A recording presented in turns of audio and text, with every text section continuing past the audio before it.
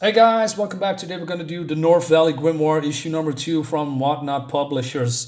This is the cover from Big Trouble in Little China. This is not it's not the cover that I wanted, but it's the only one that could get. But Big Trouble in Little China is actually a very good movie, and I urge you to see it because it has Kurt Russell in it. It has immortal sorcerers in it and kung fu guys, and it's pretty cool. Damsel in distress and all that stuff. And in Chinatown, pretty cool movie. Check it out. It's definitely worth a look if you haven't seen it. Pretty fun, actually. So let's dive in. So I urge you to check my other review of North Valley Grimoire. And if you like what you're seeing, just check out my channel, and maybe you want to subscribe, or maybe you don't, but it would be nice. Anyway, so it's been written by Blake Northcott. Giuseppe Cafaro is the artist. Brian Valencia is the colorist, and Northwood Publishing is the letterer. Let's talk about the story first. So this is 2 weeks later. So this guy is dead, and because the main character, who is this blonde girl, she had a relation with him. He died, and that's basically it. And that's basically the story, how it goes further. So it seems that he is some kind of a scribe or something, and he's just here casually in his own home, writing some spells and grimoires and signs and all that stuff. That immediately raises the problem for me. So if I think of people that learn magic, right, through scrolls, through books, through teachings and all that stuff, I wouldn't think that you are doing some homework, writing and creating spells in your, in your bedroom with your comics and football trophy here with a cup of coffee, like casually with your laptop open. No, I probably thought maybe some, because this is in a high school setting, right? I mean, this is not here, but in this universe, or in the recent time.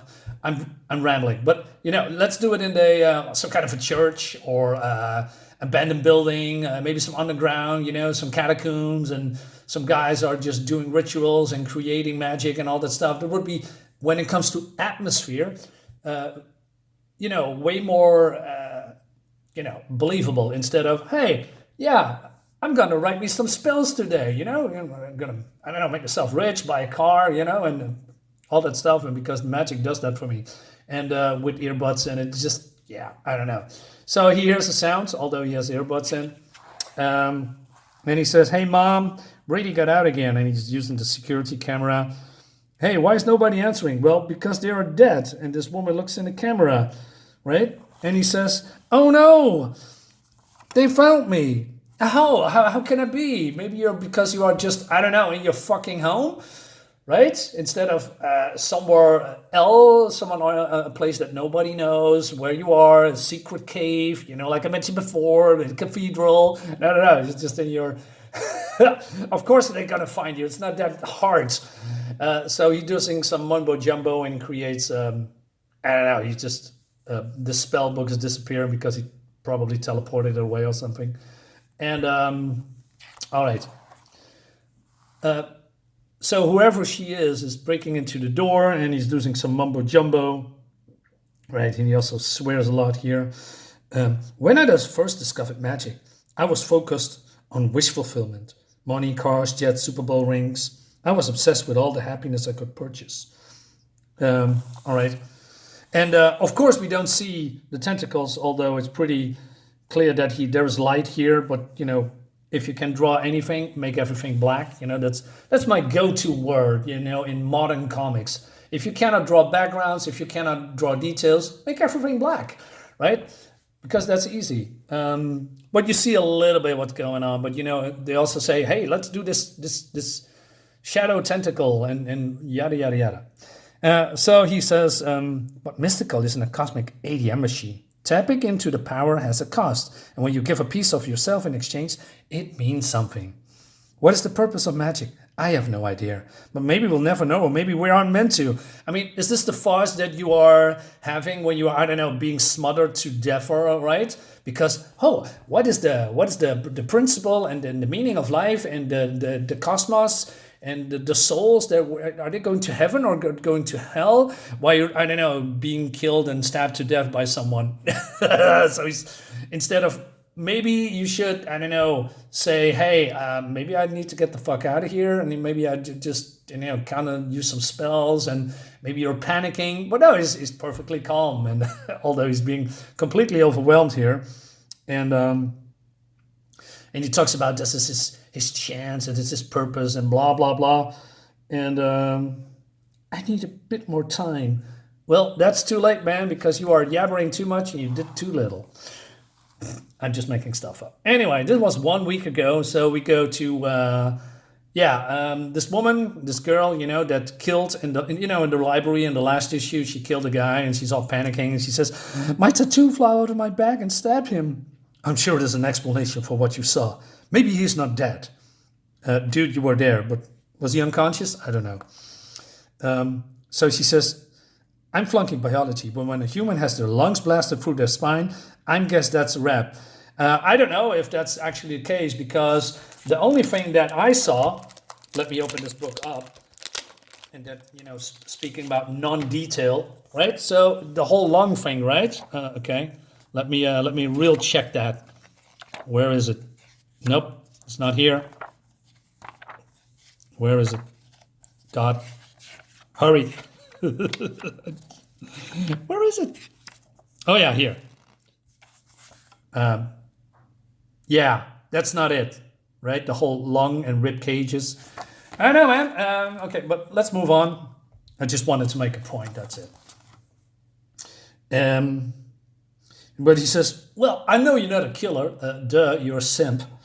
And where did you get a tattoo?" Now this is rich. This is so. It was Jackson's idea. So their boyfriend, he said we should get a matching ink before we went to college, and it was his design. Yeah, so the stupid girl thinks, oh, let's have a matching tattoo, and also doing, I don't know, some random sigil. I mean, if you want to do matching tattoos, what you do is say, I don't know, let's say something that is, which I think is a stupid idea anyway, but I don't know, something that is really cool looking instead of, hey, babe, I got a sigil here. I don't know what it means, but, well, I do what it means, but I'm not going to tell you. But I really want you to have this on your back and tattooed. Yeah, instead of, I don't know, maybe a heart, something simple, right? Maybe a dolphin or something stupid, tribal, you know, all these stupid tattoos that people did that back in the day and still doing it now, I guess. Anyway,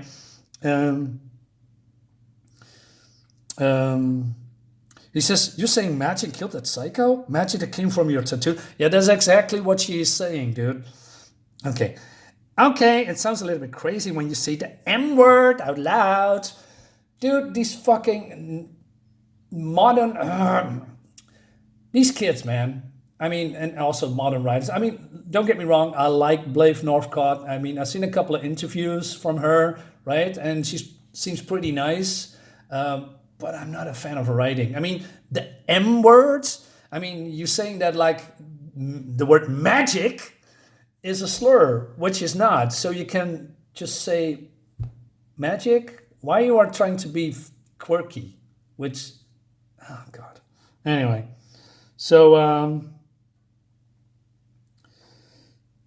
now, so this guy talks about something, you know, magic, are you sure, and blah, blah, blah. Okay, well, let's move on. So she gets a call from, I don't know, Uncle Frank. And he says, hey, glad you are safe. And he says, well, there's a killer on the loose, right? So we see the news, and the killer was, you know, being killed by her. But it seems someone pulled something, and it's suicide, according to the news. No suspects are being sought in connection with the incidents. So, I don't know, this guy is being ripped apart, and you think that's a suicide? How? All right. So his name is Angelo Marchetti, right? So they are being lucky because there's no suspects, although they were there, right? I mean, is nobody sawing you? Is nobody in the library and saying, hey, there was a young girl and a diverse character in the library when that happened? No? Nobody? Okay, moving on. So then we go to a couple of days ago. So this is Malek. Malek is, I don't know, an important guy, I guess. And so this is all an illusion. And then he's pulsing his gun with the magic runes on it. And so he says, this guy, for the division, still a bunch of fucking cowboys. If you are who I think you are, you better prove it. So, okay, so he's shooting boring magic bullets. Okay, and he just does, all right, here's a shield. And then he does also some magic, but then, you know what's weird? So it says summon the devil whip, right? I'm pretty sure these are not magic words. This is Chinese. These are Chinese signs, which makes me confused because if I'm talking in Chinese, that's not automatically spell words or magic words. I mean, it's just Chinese. If I say, give me a bowl of soup in Chinese, it doesn't generate me a bowl of soup automatically, right? So, which is weird, unless these are Chinese magic words, but that's not being explained, just more the translation. It's just also weird. And of course, no real backgrounds, because make everything black. So lots of close-ups, and it seems, oh, well, they know each other, right? Somehow. So they're doing this, and so this guy says, hey, that fires Norwegian lightning charms. They figure out how to bottle magic. Yeah, it's called techno-alchemy. Oh, Armageddon was already in the mail. Look at the old bastards upgrade to the next delivery. So he's talking about that father division. That's, I don't know, some kind of a magic division that he's a part of, right? And so he's bricks because it's, you know, very big lettering here so that everybody knows that this guy's bricks. And we have some kind of small summary here about Briggs.